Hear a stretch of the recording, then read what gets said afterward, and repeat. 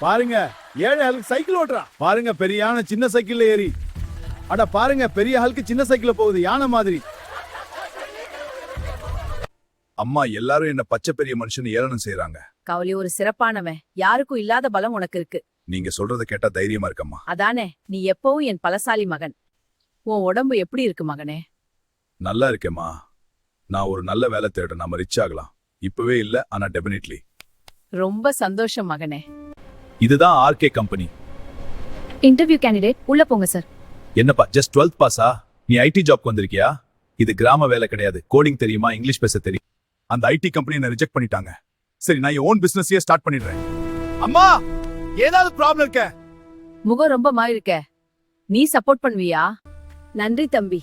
நீ நல்லா இருக்கணும். ஒரு நல்ல வேலை கிடைக்கணும். அத்தா நீங்க சொன்னா போதும். அப்படித்தான் மூரி.